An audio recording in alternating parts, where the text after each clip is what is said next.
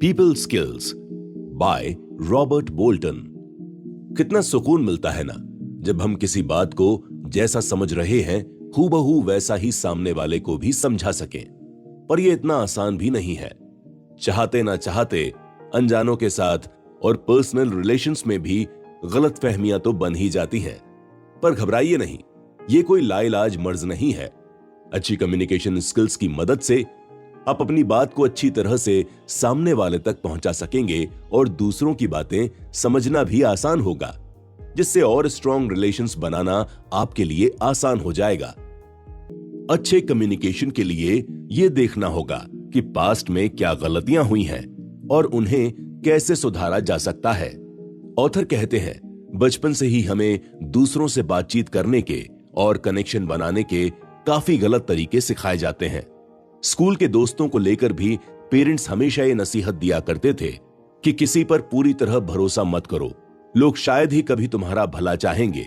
हर कोई अपना उल्लू सीधा करने में लगा है, तो जाहिर सी बात है तुम्हें भी वही करना होगा। ऐसी सीख का नतीजा ये होता है कि हम ऐसा ही करने के आदी हो जाते हैं। अडल्ट लाइफ में भी हम इसी ढर्रे पर चलते रहते हैं और खराब कम्युनिकेशन से न सिर्फ हमारे काम और इमेज को नुकसान पहुंचता है, बल्कि सामने वाले का कॉन्फिडेंस और सेल्फ स्टीम भी हमारे कारण काफी कम हो सकती है। कई बार तो हम चाहते भी हैं कि कूल और काम होकर अपनी बात को लोगों तक पहुंचा सकें और गुस्सा दिलाने वाली बात पर भी शांति से बात हो सके ताकि बात न बिगड़े। लेकिन जब मुद्दे की बात आती है तो कब क्या मुंह से निकलने लगता है समझ ही नहीं आता। तो अपने वर्ड्स और थॉट्स पर कंट्रोल पाना भी इफेक्टिव कम्युनिकेशन का पार्ट है। लेकिन इसे हासिल करने के लिए आपको लोगों को जज करने की आदत छोड़नी होगी। इसके लिए ये बात समझना जरूरी है कि दुनिया में हर कोई बहुत अलग सिचुएशंस और एक्सपीरियंस झेल कर आता है, जिन्हें आपने नहीं जिया या शायद अब तक जाना भी नहीं है। तो किसी को भी जज नहीं करना चाहिए। ऐसे ही किसी की बात सुनकर उसे इमीडिएटली सोल्यूशन मत देने लग जाइए, क्योंकि उसकी सिचुएशन सिर्फ वही अच्छी तरह से जानता है, आप नहीं। और सबसे जरूरी बात, कोई कुछ कहे तो उसकी बात ढंग से सुने, उस पर ध्यान दें। तो अगर आप ऐसी आदतों से छुटकारा पाकर अपनी कम्युनिकेशन स्किल्स इंप्रूव करना चाहते हैं तो ये बाइट खास आपके लिए ही बने हैं। हमारे साथ बने रहिए।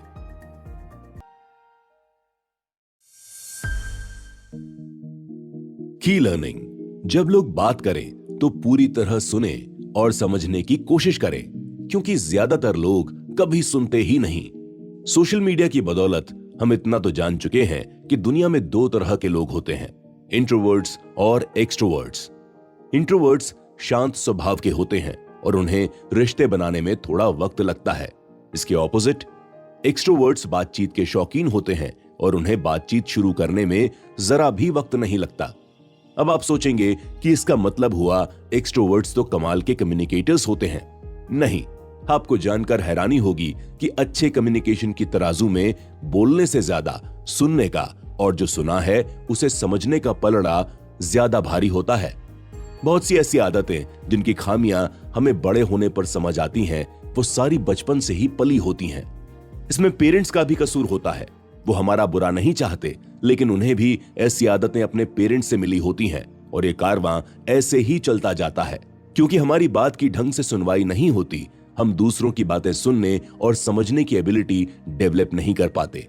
और या तो हम केवल सुनने भर के इतने आदी होते हैं कि सुनी हुई बात पे कोई रिएक्शन ही देते नहीं बनता।